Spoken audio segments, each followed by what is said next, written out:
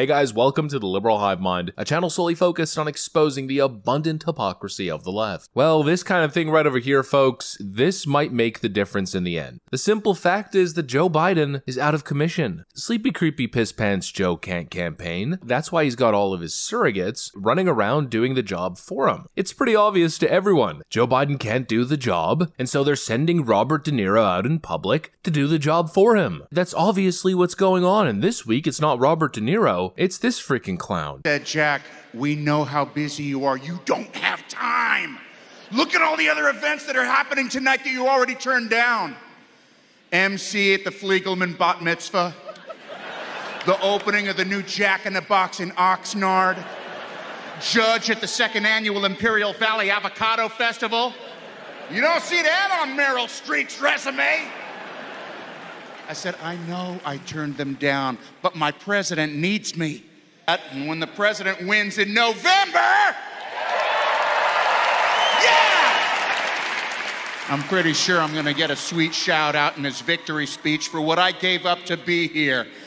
Because when democracy is at stake, Jack Black answers the call. Blah, blah, frickin' blah, we get it. But I'm not so sure if Democrats get it. Having random celebrities show up on stage and say vote for you doesn't guarantee you a general election win. I'm sure Hillary Clinton can attest to that. Actually showing up and tackling the hard issues and saying the things that everyone else is so scared to say, well, that actually does. And that might make the difference here in the end. As Joe Biden continues to fail in his voter outreach efforts, let's have a conversation and continue to analyze all the details of this election. We've got some stuff to get into, so let's roll the tape. Alright folks, so Donald Trump is on the campaign trail, his latest stop Detroit, Michigan, making a little visit at the latest Turning Point Action event. Of course, as epic as you might expect.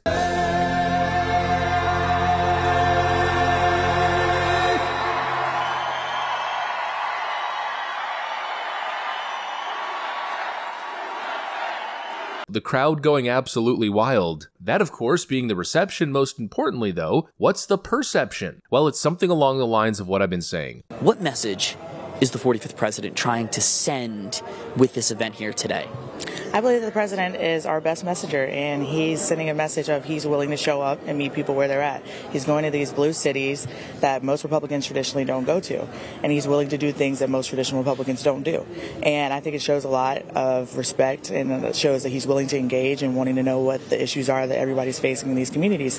And I think that it means a lot to black people, and I think that's one of the reasons why a lot of black voters are turning towards President Trump. President Donald Trump is willing to show up and meet people where they're at. Exactly what Democrats refuse to do. Democrats will talk, they'll blah blah blah a whole lot, but when it comes to actually showing up, they're usually completely missing in action. When the southern border was in complete chaos, Joe Biden didn't show up. When neighborhoods were burning thanks to BLM during the summer of riots, Joe Biden didn't show up to help combat the violence, bring back peace and civility. When a train got derailed and there was a massive hazardous chemical leak in East Palestine, Ohio, Joe Biden didn't show up. Democrats never show up. Well, the Trump campaign is sending a very clear message that they will show up where the Democrats won't. Detroit has been a city in decline for generations at this point. The city, of course, boasts a significant black population, and said population, of course, has voted Democrat quite loyally for decades. But where are the results? And most importantly, are the Democrats showing up? Of course they aren't. They just expect you to vote for them based purely off the color of your skin. You have a problem figuring out whether you're for me or Trump,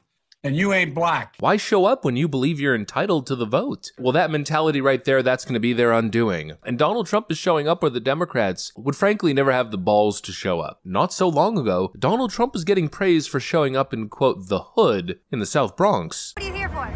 I'm here to watch the Trump gathering rally here. What do you think about him being here? I think it's great.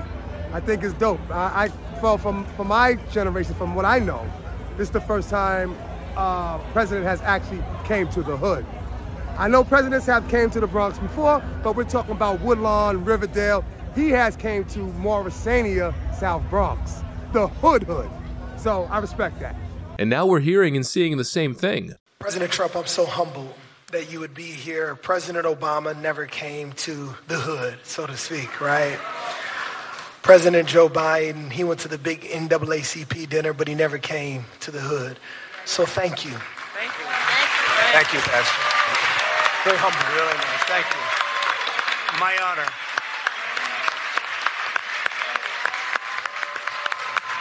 Donald Trump is showing up in the hood. He's going to where the problems actually are and sending clear, divisive messaging and expressing himself and where he stands on issues quite clearly and quite explicitly. He's just going there and saying the quiet part out loud. He's saying what's on everybody's mind that most politicians are too scared to say. Protect our children and their future.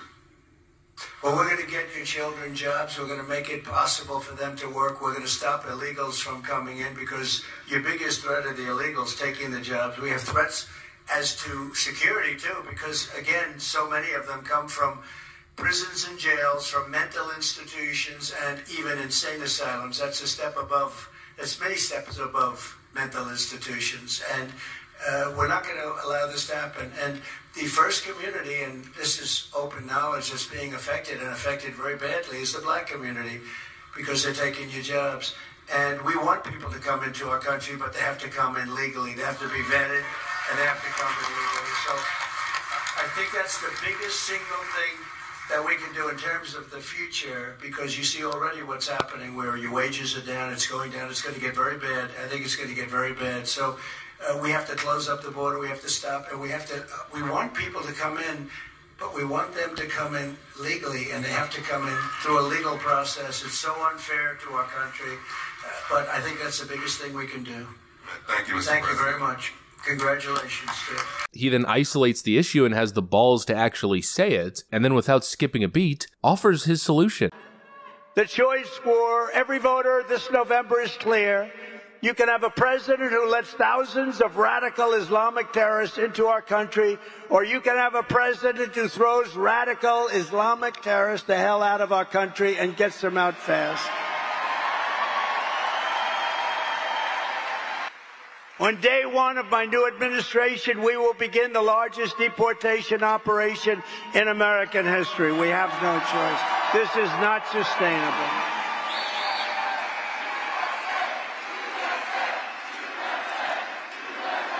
There you freaking have it. That's the pitch. Can Joe Biden do that? I don't think so. Joe Biden can't keep his shorts up. He's going directly into the territory, promoting his messaging platform and advancing his campaign. And it's going to make a difference. There's obvious weakness here on the Biden side, and if Trump keeps making the right moves, let's just say the DNC is going to have a very hard time come November. I mean, the absolute exodus is just wild to see, especially with black voters in particular. And this is, of course, the reason why Donald Trump is attempting to court the black vote. A new poll was just released by Suffolk University, and if we delve into the data and isolate just for black voters, specifically in Pennsylvania and Michigan, well, what you see here might shock you. These are the numbers. The first thing you might notice is that Trump is doing relatively well. You might not think he's doing well in Pennsylvania with black voters getting only 11% support, but if we go to the 2020 election exit polls, specifically in the state of Pennsylvania, last election, Trump only got 7% support from black voters. This signals a possible increase, and it's likely not telling the whole story considering there's third-party candidates that are part of the mix here. But really what's most shocking is how much those third-party candidates are pulling away from Joe Biden's support. Back in 2020, again, according to the exit polls, Joe Biden pulled 92% of black support. 92%. Well, according to this poll, if Cornel West and Robert F. Kennedy Jr. as well as Trump are on the ballot, Biden only manages to pull 56% support. Joe Biden is bleeding voters, and that is especially true when it comes to black voters. And clearly Joe doesn't seem to have the skills or the messaging campaign to stop the flow here. Meanwhile, Donald Trump is actually showing up. It's having an impact already. It's probably going to continue to have an impact. And that right there, in the end, might be the difference maker. At least we'll have to see. Anyways, that's pretty much what I got for you guys on this one. Hopefully you enjoyed the video. If you did, make sure to leave a like and possibly subscribe to the channel. Thanks for watching, and I'll see you on the next one.